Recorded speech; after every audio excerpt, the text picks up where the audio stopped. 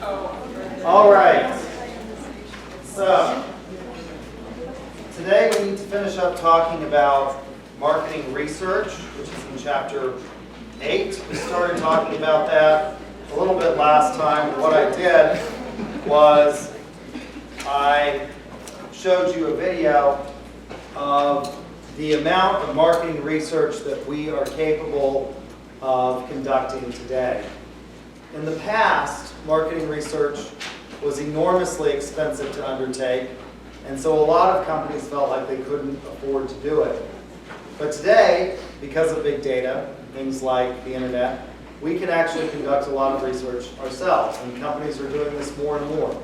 You all have gotten requests for surveys from places like Walmart and Chili's and things like that, and they want your feedback on your customer experience, right? And so it's becoming increasingly easier for us to compile big amounts of data and analyze it. When I went to school many years ago in my undergraduate and then in my master's level coursework, personal computing was still a relatively new thing in terms of the power that we were able to have. Obviously, IBM came out with a personal computer. I remember my mother bought one for her business in the 1980s, and at that time it cost something like $5,000. And you now hold more computing power in your hand, in your cell phone, than that was really capable of at the time. And so it was very expensive, very difficult to do. But more and more we can collect a voluminous amount of data, and it is being used in ways, I think, that are somewhat unique and unusual. I used to tell, for example, students that your GPA at the undergraduate level was really not as important as what was behind that, and that businesses were probably not going to look at your GPA. I told you that if you wanted to get a lucrative career, that you should consider our professional sales minor or major, because our students have 100% placement, and I don't know of anyone that's graduated recently that isn't making about 6 figures. With their base pay and commission structure in that field. And so when I go to these conferences and take students to competition, I talk to the sponsors of the competition, and one of the big sponsors of the competitions has been Paycom. Paycom is based here in Oklahoma City, and I was talking to their reps, and they said, we actually want and we require for our sales position that they not only have a degree, but that they have graduated with a 3.80. So they actually look at grade point averages, which is something that companies didn't do. And that's as a result of they started noticing, we have a high attrition rate or a high non-success rate among some salespeople, and so they started looking at data and trying to see if they could figure out what really was a good indicator of whether or not you were going to be successful as a salesperson for Paycom. And what they found out was that those people with higher GPAs really did a lot better for them. And there's probably a couple of reasons for that, right? What are some of the reasons for that? Well, one is that if you have a higher GPA, what does it show an employer? That you're hardworking, right? That you're willing to work through a problem and stick with it. And also that you probably absorbed some more of that stuff that we give you here at school and are able to use that and sort of integrate it in a holistic way. And I think that was one of the things that really made me successful as an undergraduate, was that I was so interested in everything that I graduated with a 4.0, and I was so interested in everything that I wanted to know how all of this stuff sort of fit together. And so I was good at sort of putting together the big picture. So in terms of research, I started thinking about what I told you in the beginning of class, that a lot of times when we talk about the philosophy of marketing, that what has worked in the past is still being used. Those same, what we might consider old philosophies, you still find hanging around. Apple was a good example under Steve Jobs of using the production philosophy and maintaining that production philosophy and not paying much attention to consumer behavior research, because Steve Jobs' attitude was, I'm going to tell you what you want. You don't know what you want. I'll dream it up and then you will buy it. If you build it, they will come. So the sales era is still alive and well today. And that was my thing. I observed that these philosophies are still being used by people, and so I wanted to go out and test this theory to see if the sales era or the sales philosophy was still being used. And so I went to that all-American of places, the State Fair. For those of you who are not from this country, you should go to the State Fair. I think I've said this before. It is an experience in a piece of American culture and history that you have to see to believe. It's also a marketing experiment extraordinaire. And so we focus on, in the modern era, in the contemporary era, this idea of customer lifetime value and building relationships, making the customer a part of the team, and engaging in value co-creation. But we also see remnants of the selling philosophy, and so that was my hypothesis. So when we talk about the scientific method, what is it that we're going to begin with? Well, we're going to observe, right? And then we're going to notice something as marketers. So that becomes our problem based on our observation. Like Paycom noticed that they were having a number of salespeople that were not successful. That was a problem because it costs money to recruit and retain people. So my idea was that the sales philosophy is still alive. This is an example of it at the State Fair. This is pure selling, pure transactional sales, not relationship building, right? This is about demonstrating the product, getting interest, and getting people to buy, and moving on to the next sale, right? She's selling a floor cleaner, a steam floor cleaning device. There. How many of you are suckers for these gimmicks? How many of you watch QVC late at night as you have insomnia and buy this stuff? Not a lot of relationship selling going on. There was an even better one. A couple of others that I saw. So this is an example, you know, of, yeah, that was my 4th day at the fair. This one, the guy was, had these little, product demonstration right there. And this last one is just a picture that I took. This is Cookware. And it's amazing to me that they still can sell all of this stuff because you can buy really good cookware anytime, day or night, right? Just by going on Bed Bath & Beyond or WilliamSonoma.com or something like that. But they still show up. It's amazing what people would rather have than their own money, if you ask me. So I started with this, looking out there and saying, you know, there are still these companies that rely on these old philosophies. Can I prove that there are some that are still out there? So I went and I did a little research at the fair the other day. I'm going to go back again right after this class today to do some more market research at the fair. I'm researching beer topics, you know, what kinds of exotic beers there are. There is a booth that is selling Bloody Bacon beer. So it's Bloody Mary mix, beer, and bacon salt stuff, as far as I can tell. So I'm seeing how many exotic types of beers there are. So this is an example of marketing research, right? So we're going to start by formulating a hypothesis, defining the problem, setting our research objectives. Now, this is not trivial. And a lot of times people say, well, marketing isn't rocket science. How many of you have heard that? Marketing isn't rocket science. We say that about a lot of stuff, don't we? Well, it's not rocket science.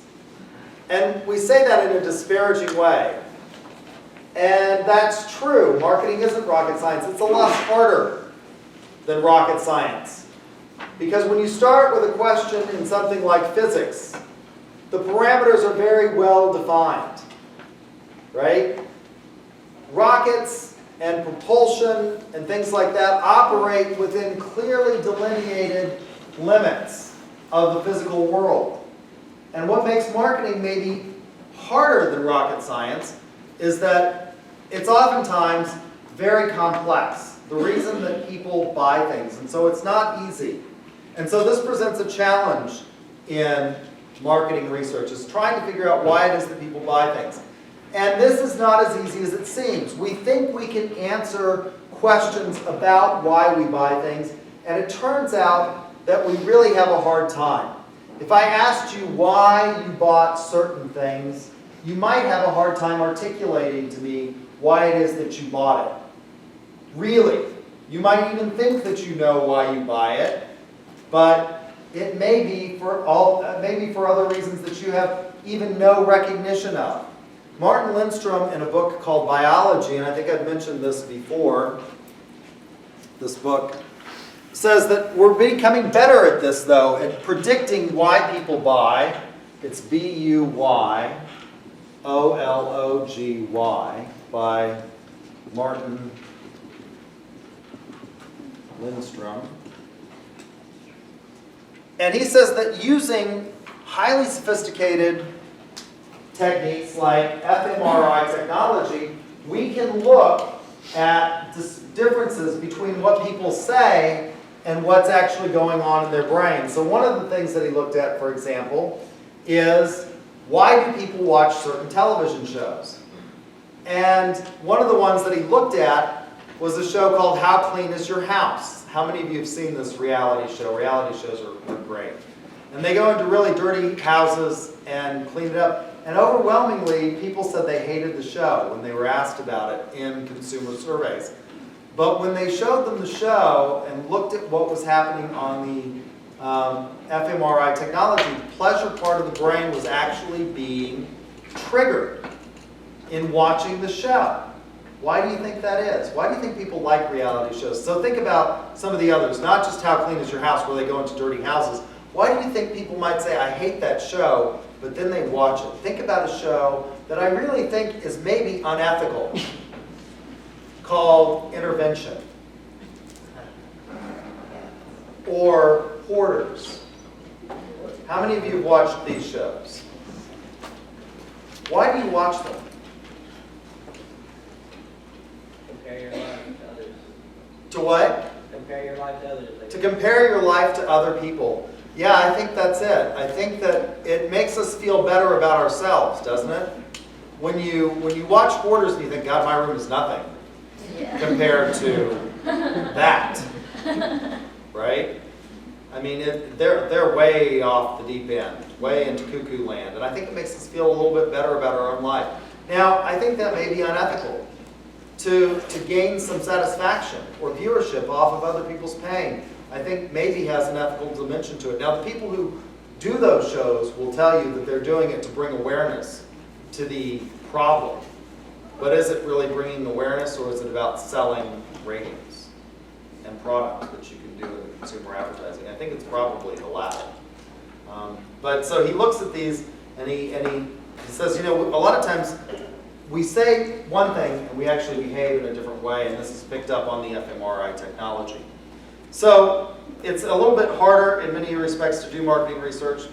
So we have to set these objectives very clearly and identify the possible marketing actions that we're going to take based on that. So we need to develop a research plan. That's the second step. So once we sort of go through the scientific method, which is observation, formulation of ideas or possible explanations, hypotheses, then we have to determine how we're going to go about conducting the research. What kind of data are we going to need to get? Now, lots of data is available for free, a lot of secondary data.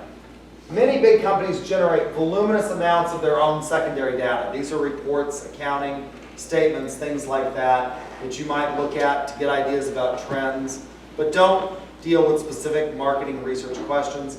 When I was in the private sector, I was an executive vice president for the American Education Corporation, and one of the things I was responsible for in that role was overseeing the 10Ks and 10Qs that we filed with the SEC before we took the company private. These are voluminous sorts of data that we produced in order to provide disclosure to our shareholders, right? And our marketing department actually used that data as well, so to sort of look at sales trends lines and stuff like that. But you have to be very careful with this kind of secondary data in that it's not necessarily formulated for your specific research question. So you have to consider what are the constraints that are imposed upon using sort of secondary data. But it's a rich source. And if you're a small company, right, This secondary data, particularly from things like the United States Census Bureau, can provide you with some good ideas, maybe. So what kinds of stuff does Census Bureau data provide us with that we might think about? For example, let's think about the city of Edmond, right? What is Edmond like compared to the rest of the state? You all should have some sense of this. Based upon, again, this is how it all integrates, based on just an environmental scan. You all drive through Edmond at least once a day. If you don't live here, how many of you actually live here in Edmond? Quite a few of you, so you drive around. What is different about Edmond from the rest of the state, for example? Very compact. It's very compact. Okay, the rest of the state is sort of spread out. We're a very large state compared to places like New York or Connecticut. Our towns are more spread out than they are in New York. When I go to visit my brother, you're running into a town all the time. You can go out to the Panhandle, drive for miles, not run into anybody. Right? What else makes Edmond different? It's very clean. Okay? Cleaner than, say, what? Detroit. All right? Maybe even cleaner than Oklahoma City in certain parts. Why do you think that is? Higher income. Higher income. Yeah, Edmond has the highest per capita income of any city in the state. It also has one of the highest education levels of any city in the state. There are more sort of degreed professionals that live in Edmond than in most other cities in the rest of the state. By and large, on the whole, Oklahoma doesn't have a high percentage of our population compared to states like New York that have bachelor's degrees or master's degrees or doctor's degrees, but Edmond has a disproportionately high percentage of those degrees represented among its populace. Now, what would that sort of be useful for somebody who's thinking about starting a business in Edmond? That you could use this data to know something about Edmond. Lots of companies, for example, will use this sort of basic data to set a threshold level to determine whether or not they will even open a business in your location, right? Businesses like Outback, Chili's, they won't even go to a town that doesn't have a certain base population, right? And how do you get that data? It's secondary data. It's provided for you by the Census Bureau. So, collecting data. What are we going to use? There are different types of data that we can collect. We can do qualitative research or quantitative research. Now, the nice thing about quantitative data, if we do a survey, or we do an experiment, like the experiment that we did in here on ethics, using a pre-test, post-test design, is that those are easily capable of being crunched in terms of putting out output and seeing whether or not there is differences. We can assign number values to them. But what may be limiting about that kind of data, that kind of survey data? When you go to Walmart and they tell you that you can enter to win a $5,000 shopping cart from Walmart if you'll participate in their customer satisfaction survey, what does that tell you? That may be limited by the kind of data that is, that quantitative data. What do you think that tells Walmart?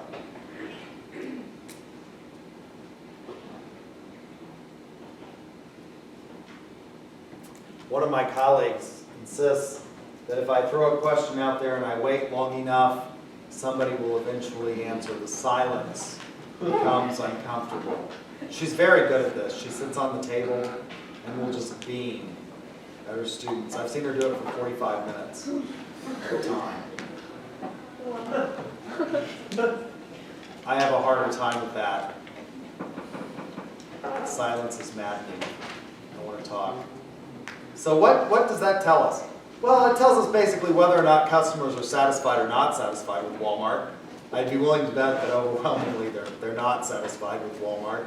If I had to guess, at least based on the look that I see on people's faces as they're going into the Walmart, I'm like that. I hate going to Walmart. I'm like a man going to the gallows every week when I have to go to Walmart. I found evidence that the Yeti do exist, and they're at the Guthrie Walmart line in front of me. And so that will tell us whether or not they're satisfied, what maybe specific parts of the customer experience we're not satisfied at, but it doesn't dig really deeply into why are people unsatisfied with Walmart. So maybe what we want to start out with in that instance is some qualitative research. Things like focus groups, right? Open-ended questions that will lead to, why are some of you, how many of you hate Walmart?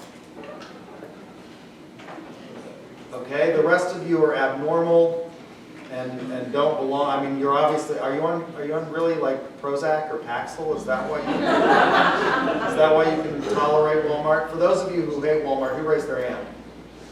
Why do you hate Walmart? It's always busy. What else? It's like the fair. It's like the fair. How is it like the fair?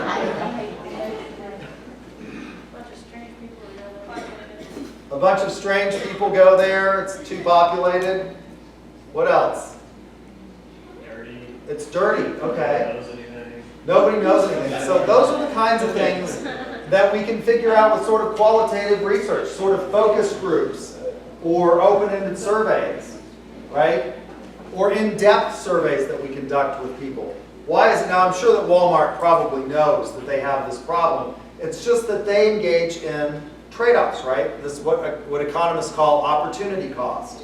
What is the opportunity? If you had people that were really knowledgeable and were really up on their game, they wouldn't want to work at Walmart, right? And that would lead to an increase in what? Prices, which is Target. Right? I had neighbors when I used to live in Engineer Park. My neighbors to the east of me were a young couple. They were very much like I was. The husband was a lawyer, I was a lawyer, and the wife was a college professor, and I was a college professor, so I had something in common with both of them.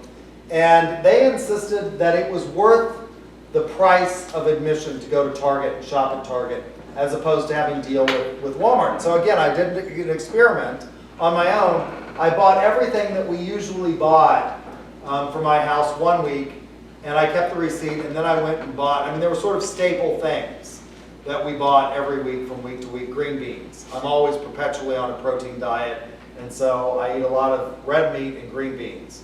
And then I bought the same stuff the next week at Target, and it was $25 more expensive for all of the same products that I bought at Walmart every week. It was $25 more at Target, and my friends insisted that that was just fine with them. They didn't mind paying $25. And then I pointed out, well, why don't you multiply $25 times 52, which is the number of weeks in a year, and think about what you can do with that money, which is why I put up with Walmart, right? Even though I am like a man going to the gallows, I put up with it. So I'd be willing to bet that Walmart does know that people prefer the atmospherics in Target to the atmospherics in Walmart, but people will put up with the Walmart shopping experience because it's what?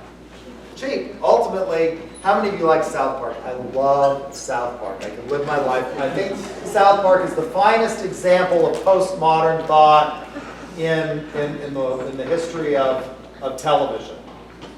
Right? You've got Cartman. That's key, hands and their hands. But they did a whole special on Walmart in one of the South Park episodes. And they were trying to destroy the Walmart, and what they find out that the heart of Walmart is what? It's us. It's because we want lower, the heart of Walmart is the fact that we want lower prices. So, but you can do these sort of in-depth qualitative types of research to figure that out. Why it is that people maybe respond to certain things, and that's important.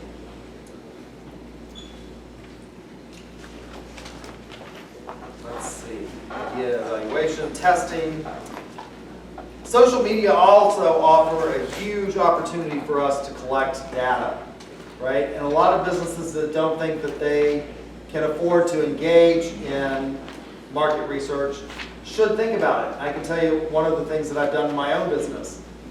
is we have started watching the social media data and tracking it to see where we are in terms of what customers are saying about us on TripAdvisor. And we change things and we modify. Again, this is part of our environmental scanning.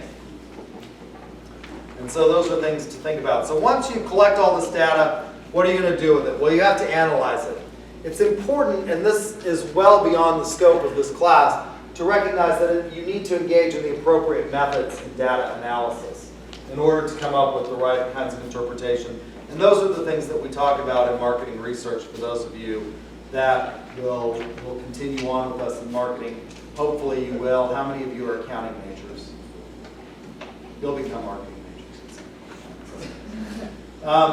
But we then look at how we're going to analyze this data. And I'm not going to talk a lot about that because, again, that is beyond the scope of this. But just know that you have to think about the appropriate tools to engage in doing the data analysis. What kinds of methods are you going to use? And then finally, once you gather all of this data, do you just set it on the shelf and leave it there?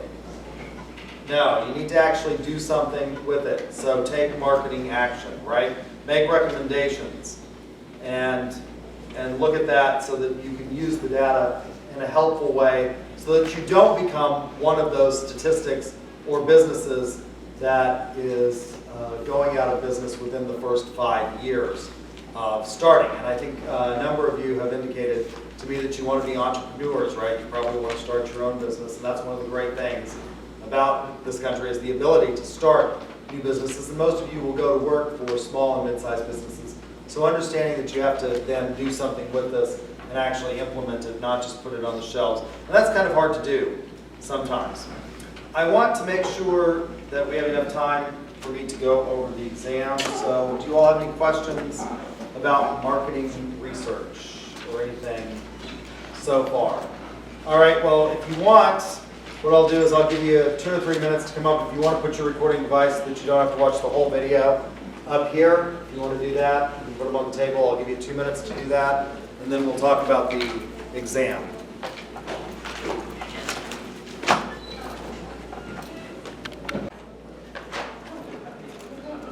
Okay.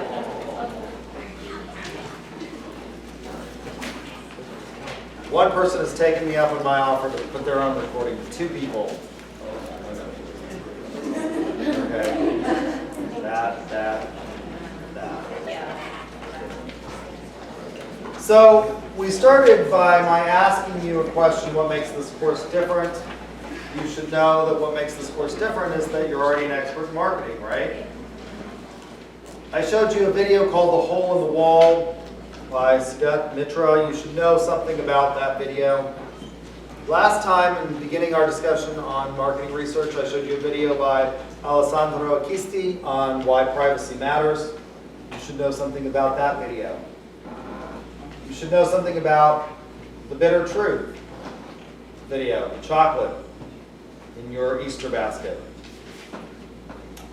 You should know something about the organization of organizations, large organizations and small organizations as well.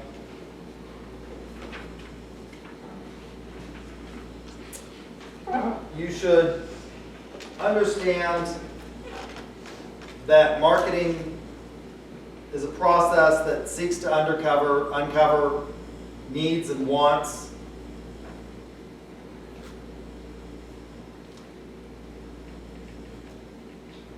What is the definition of a customer? Prospective customer. We've talked a lot about the idea of exchange. You should know what that entails. Do you have to have, for example, something tangible to exchange? I suggested to you that marketing is a pervasive discipline. So you market yourself to your friends. What are you exchanging there? What's the exchange there? Companionship, friendship, things like that, right? I told you that the fact that marketing is the only fully integrated function of the firm should come tripping off your tongue. by the end of the semester.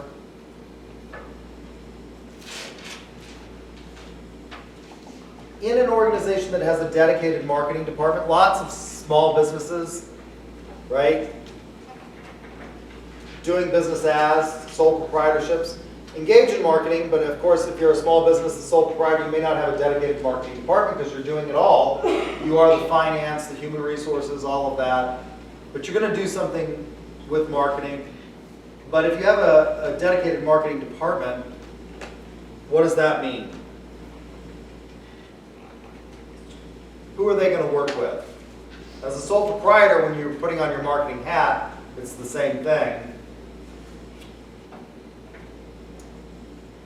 Your text talks about factors that are necessary for marketing to occur. You should know what those are. You should know the difference between an organization, a department, a strategic business unit. Be able to distinguish between those.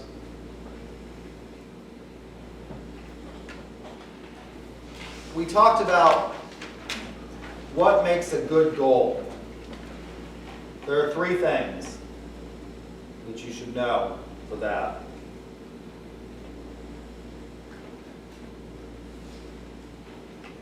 You should know the definition of an offering.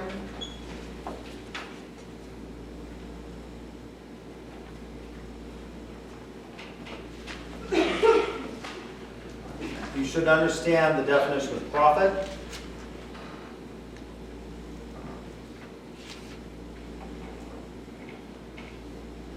You should be able to understand what an industry is and be able to identify what it is.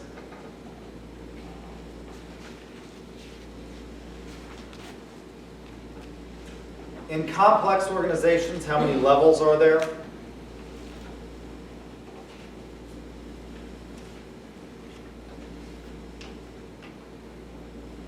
Again, the definition of strategic business unit. We talked a lot about environmental scanning.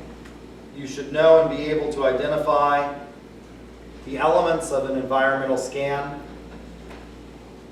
and give examples of each of those. There are several questions that deal with that.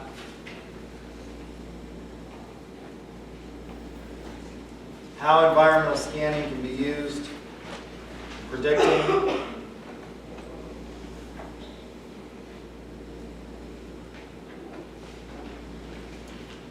I talked about philosophy and the great questions that philosophy attempts to answer. Why they're relevant to marketing. You should know what those are and why they're relevant to the discipline of marketing.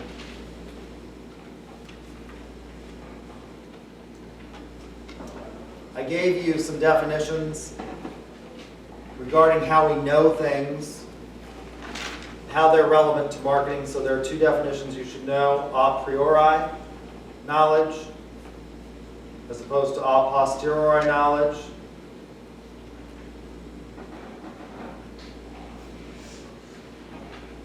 We talked about some challenges to marketing or to marketing ethics. You should know what those are. There are three.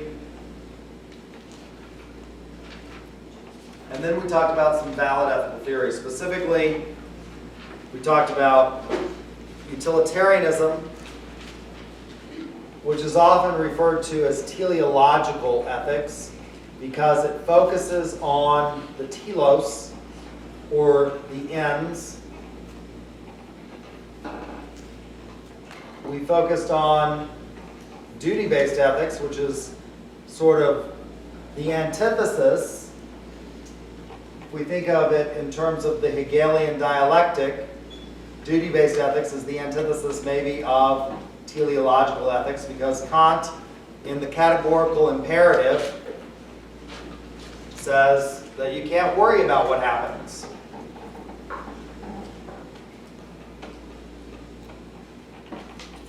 We talked about some criticisms of even these valid ethical theories, right? And I gave you some examples of that. For example, with utilitarianism, one of the problems with it is, how do you value a human life? Right? We do. It's kind of creepy, but we do it, right? Then we talked about virtue ethics. In the materials that I provided you, I didn't talk a lot about the criticisms of virtue ethics. That's in the chapter that I wrote, the book that I published, that I provided you. You should read it. You should know what some of the criticisms of virtue ethics are. I didn't actually talk a lot about the criticisms of virtue ethics, because I generally like Aristotle.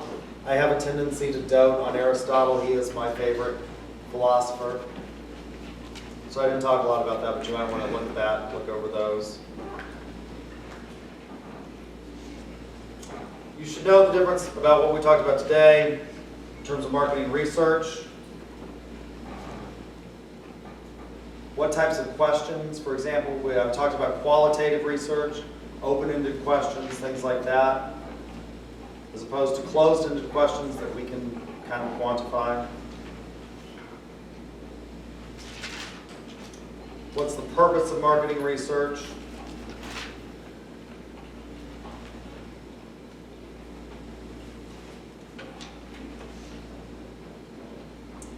What the definition of a decision is. Then there are 3 questions that ask specifically, what is the first step in marketing research? What is the second step? How do you go about making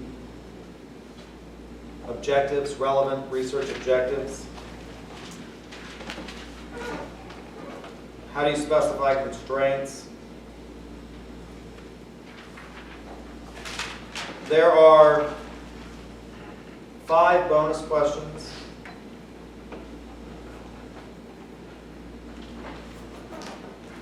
One is, what's my favorite activity in the fall? The other is, what phrase, and I told you this at the beginning of the semester, I believe, should be added to the current definition of marketing. And then there's one true false, which I'll leave out there. You can guess at. Do you all have any questions about the first exam? Yes. I think you can guess. You better be a good guesser.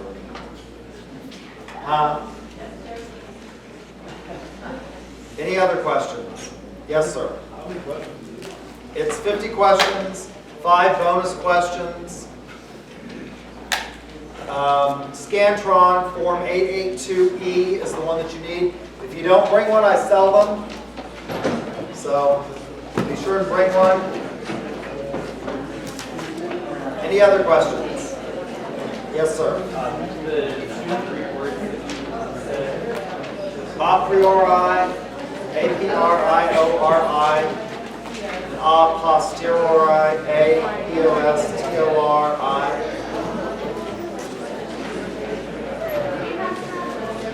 I did pass a roll sheet. It's right here. If you didn't sign it.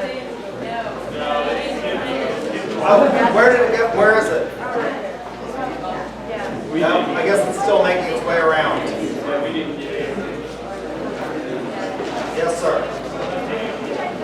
That video will be up hopefully as soon as I can run back to my office and put it up online. Yes, sir.